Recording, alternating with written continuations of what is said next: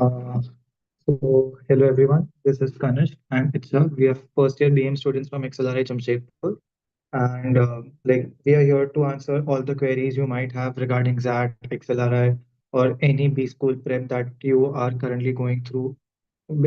Even if it is like around this session is specifically for the decision making section.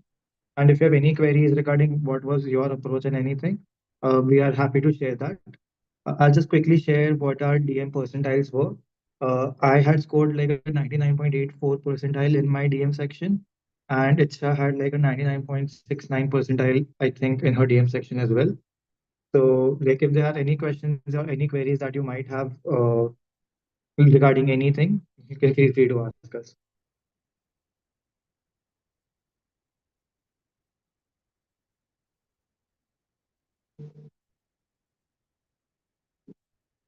Cool. Like before, like I think the questions start coming in. I'll just quickly ask Itcha to share like what was her approach for the DM section, and maybe like we can take things up from there. Yeah.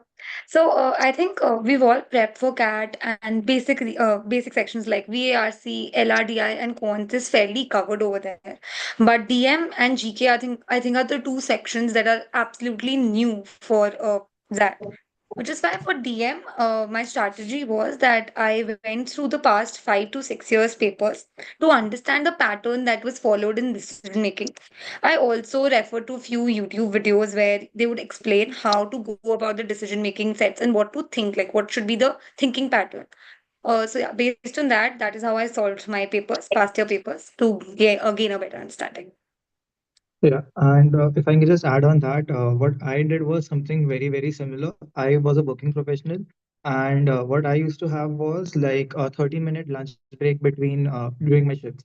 So at that time, I would just try to solve like previous year DM questions in a test-like format in order to understand that what was the ethics pattern or like what was the question pattern like, and that actually helped me out a lot.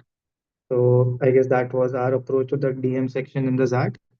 Uh, and like another thing, if I had to say, a very good thing about the DM section is that you don't actually have to prepare for it. The way it is designed is such that if you just like develop a basic ethic or basic understanding regarding the questions and stuff, you don't actually have to prepare for it a lot. So that is something that I can just share from my end.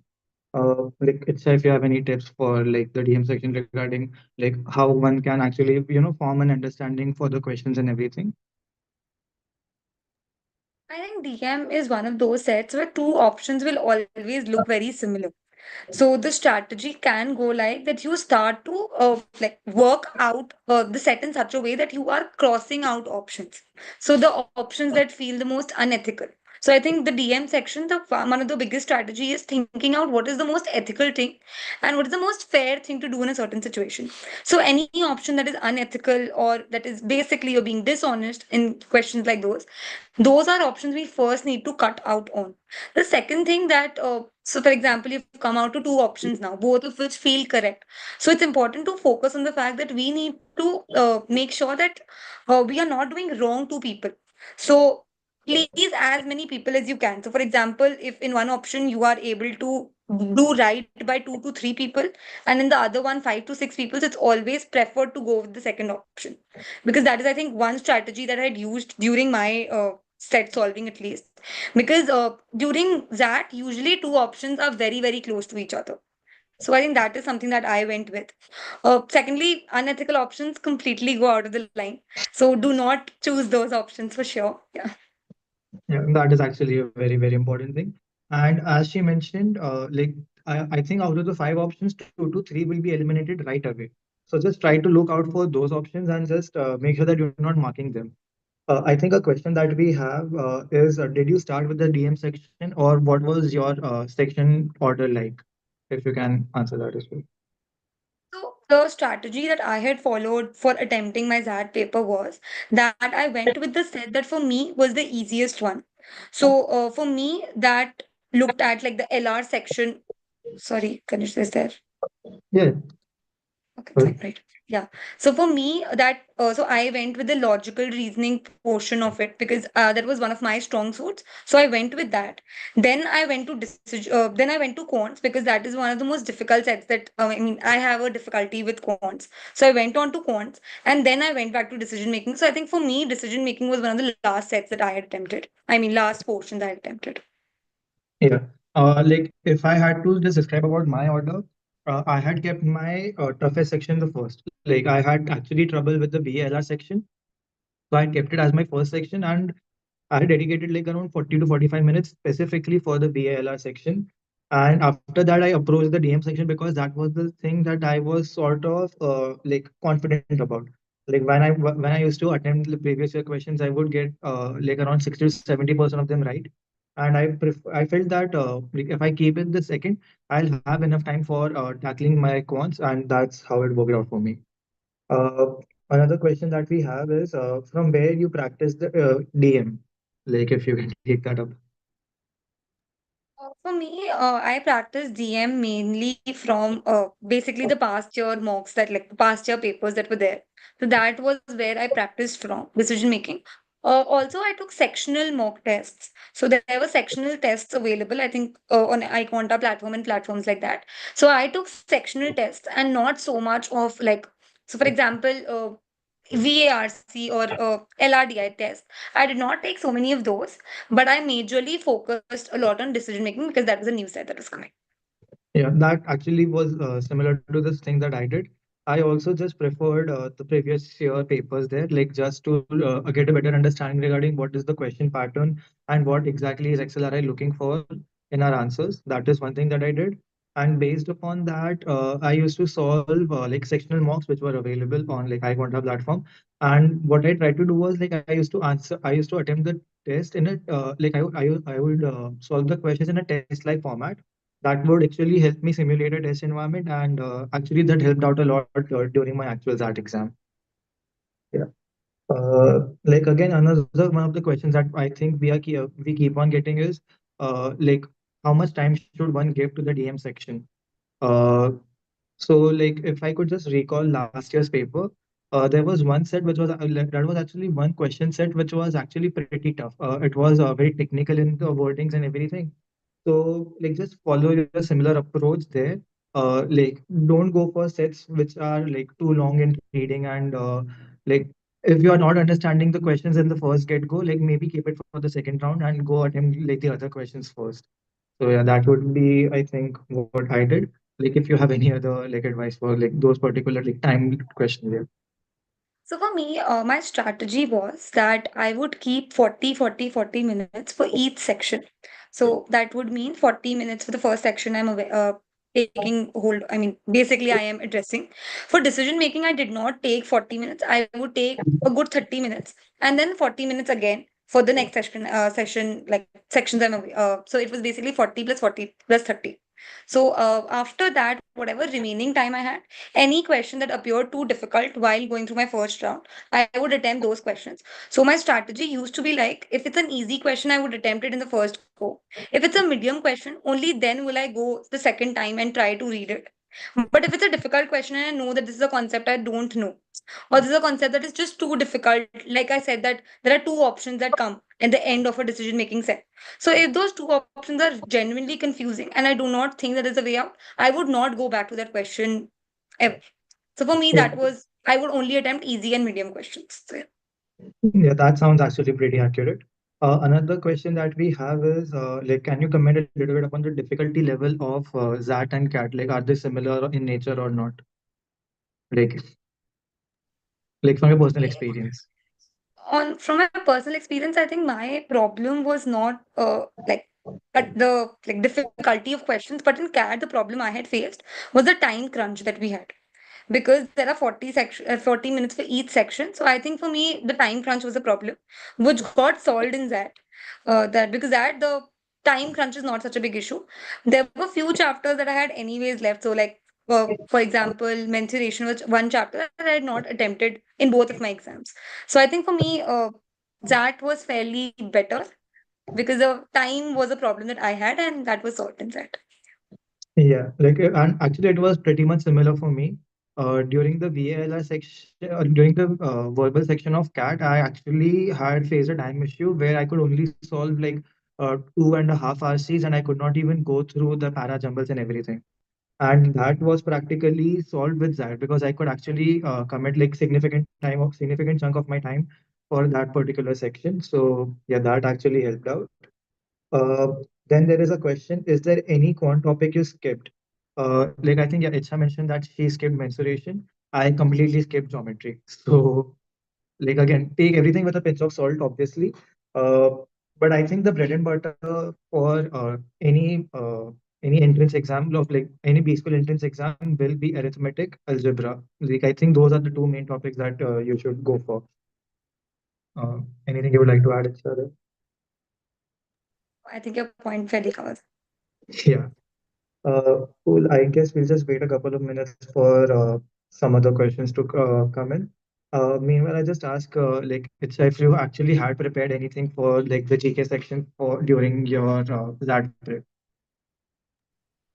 I think there were some YouTube channels. I'm not sure about the names at this point of time, but there were some YouTube channels that essentially make it for government exams. They make those basically current news of every day is what they give out.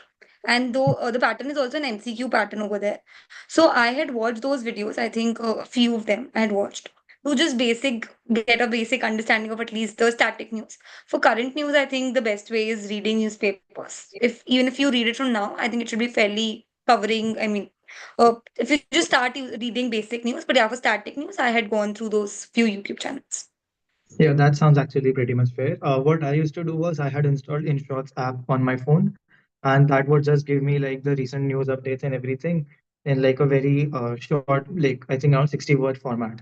So that actually helped out a lot. And I don't know if there were like direct questions for like I think around 14 or so, like 12 to 14 or so, were from like current GK. So that actually somehow worked in my favor. Another question that we have is how many mocks did you give? Like if you actually recall how many mocks you attempted. I think after CAT till ZAT, so essentially, I was also switching cities and stuff like that was happening. So I did not have a lot of time between my CAT attempt and my ZAT attempt, which was a month's period, where I think 15, 20 days I was shifting cities. So I think in the 10 days period I had, I gave approximately three mocks, if I'm not wrong. My focus while giving a mock was always more on analyzing how I did in a mock and trying to understand basically what attempt strategy I should have. Because I think a lot of sections are fairly covered till your CAT attempt. You have already studied what you're supposed to study. Now you just need to figure out an attempt strategy that works best for you. So for me, 3 to 4 mocks, I was able to understand that this is an attempt strategy that works for me, which I mentioned before. So yeah, that I think is more important. Figuring out how you want to attempt the paper is the more important part, which could come from 2 to 3 mocks or could come from like a lot more mocks. Yeah. And like if I actually recall correctly, I might have given only like 5 to 10 full length mocks for that, and other were like sectional mocks that I was actually eyeing for. Again, because I had actually like done significant portion of my prep through CAT itself. Like since similar competencies are checked, similar concepts are evaluated. So like actually it helped out a lot for my CAT prep itself. However, like just 5 to 10 full length mocks worked out for me somehow. Another question that we have is I did not learn any grammar rules, just attempting questions based on pronouncing it and checking whether it makes sense or not. Does that like strategy make sense? That strategy most definitely makes sense because we understand that sometimes it's not possible and feasible to, basically prep everything in depth. But I would most definitely suggest that watching some technical videos because sometimes grammar rules are such that you might think that, okay, this sounds correct, but there is some technical rule behind it which we are not aware of. So maybe if you have been giving mocks and you understand that the strategy is working for you, where you just read a sentence and by the sound of it, you can understand whether it makes sense or not. If that works for you, maybe in some cases there are outliers, but in some cases you will find that, okay, this grammar topic is a problem for me, which could be anything absolutely. So the topics that are problem for you, maybe just watch videos for that instead of like giving it too much time. Maybe just figure out the topics that are not that great, Yeah, basically. that is actually very, very logical. Uh, Another question that like getting in the chat is, suppose I won't be able to attempt any GK. Will that be a problem? I think, see, you have a 25-minute period, right? It's So actually it's reduced to best. 10. It's Sorry. actually it's actually reduced now to 10 minutes, like 170 Okay. minutes of ZAT and like 10 minutes like directly GK. Okay. So if it is like directly you go to GK, then see, if you have some time, maybe just go through the questions. There are obviously few questions that you will be able to attempt always. So try to figure out those questions.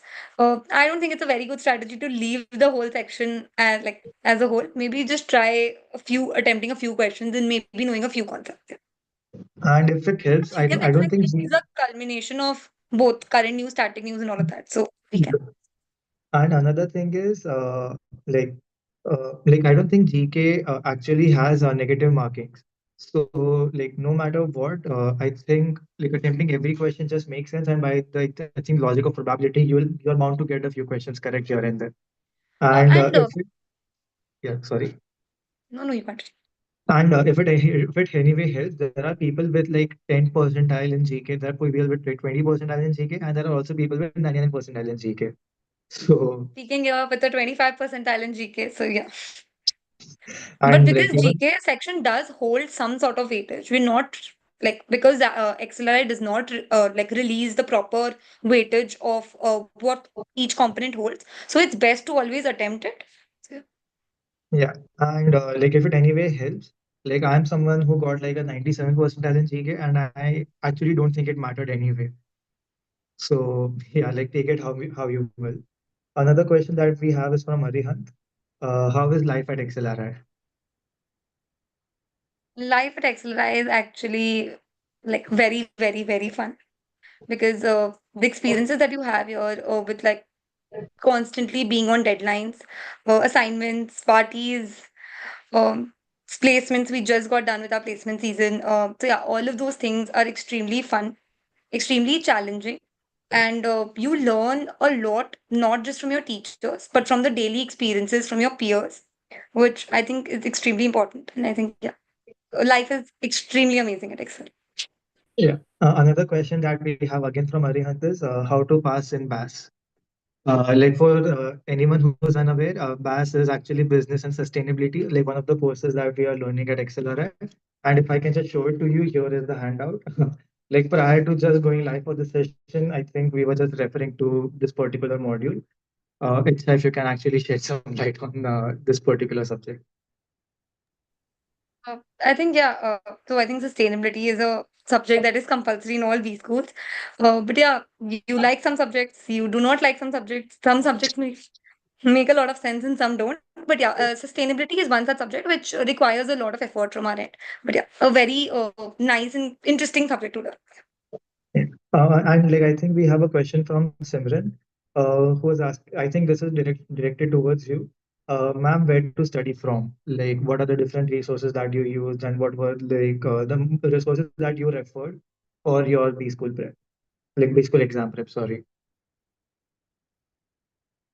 I'm so sorry. Could you repeat your question? Yeah, we have a question from Simran who's asking, ma'am, where to study from? I think this question is directed towards what resources are to be used, and like how exactly did you prep for ZAT, CAT, and like in general your B school exam start like season. So I think for me, it was simple because I was working that time. So I did not get a time to go through a lot of classes. But there were a few YouTube channels that I prefer, like I basically watched for my concept understanding. Plus, I think because a few of my peers were also doing the same, like basically they were also studying for CAT, ZAT, all of these competitive exams. So I think that really helped me. So I think these were the two resources. While other than that, I took mock tests, like sectional mocks and full length mocks. Yeah. Yeah, and I think like yeah, that pretty much sums up what actually I did as well. And yeah, like I think I'll just take like one other question that I have always been getting, like through these lives and everything. Like, is it any way possible for someone with who has like bad attacks and everything to get into XLRI? Like, if you can just like give your thoughts on that. Like someone who has like not such a strong like academic profile, maybe coming from like a third tier like engineering college or something like that. Like, can they also make it into XLRI? And does XLRI have a place for them? I think we have experiences in our batch, in our senior batch, where yes, people with not that strong, like 10 marks and 12 marks have come into Excel. Most definitely that your 10, 12 marks hold certain weightage, like in your overall score of getting into Excel.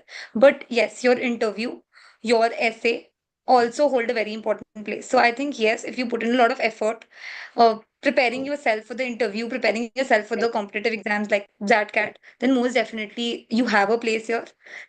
And I think what Excel is also looking for is that the passion to learn. But yeah, I will not lie when I say that your 10, 12 marks do hold certain weightage. Yeah, that's actually pretty much fair, and what exactly what I would say. And I'll just take like one final question from Vishika, and like she has asked, like I think he has asked, I'm not sure, what strategy should we follow for the last 20 days? Like, I think, yeah, like around 20 days are left for that. So, I think the strategy that can be followed is that if you've not covered your decision making set, then try to look into the past year papers and try to understand like what was the question pattern and how to approach the questions. Plus, if you have not like focused a lot on certain concepts and you think the conceptual like conceptual clarity is missing in for a few concepts in quants or something, then maybe focus on those things. But other than that, do not stress in learning new concepts now. It's more important to figure out how you want to attempt the paper. Maybe give a few mock tests, analyze those, try to figure out that, okay, this is where you could have done better. Some easy questions, but sometimes we're not able to attempt them, or maybe just try to work on your accuracy. I think, yeah, that would be my take on that. yeah, and like I'll just like take one final question. Like it is about, is 20 days enough? Like I would say yes, absolutely. Like if I recall correctly, I had like after CAD, I had taken like a 1 week or so break, and that's after that I started actually studying for like the DM section, understanding what ZAD actually is. And I just say that ZAT is a 3 hour exam. You don't like, and a lot of it just goes into your mental psyche on the day of the examination. So you don't have to worry about like if blank days are enough or not. If should I put in that many efforts? If you are confident in your prep and if you actually have a cool and calm head, things will work out for you. And like I think, yeah, that pretty much sums up all the questions that we have for today. It's like if you have any like parting words for like the few viewers that we have. All the best for your exams. And it's okay if you did not do that well in CAT. It is just an exam that we're all trying to give and crack. Uh, and yeah, life is just bigger than that, and also your career. So yeah, everybody, all the best for your exams. I think today we had Snap exam also. So yeah, all the best for all of your exams. And do not worry too much about how the results go. Yeah, and like I'll just like add on to that, like no matter what, like just be confident in your prep and don't leave your prep like right in the middle. It's okay if it's okay if things don't work out right now. There's again an option to give that time next year, and like if anything, there are like multiple B school examinations which will be happening even going ahead. So just be confident in your prep and all the best for your B school journey. Cool. Yeah. Thank you so much, guys. Thank you.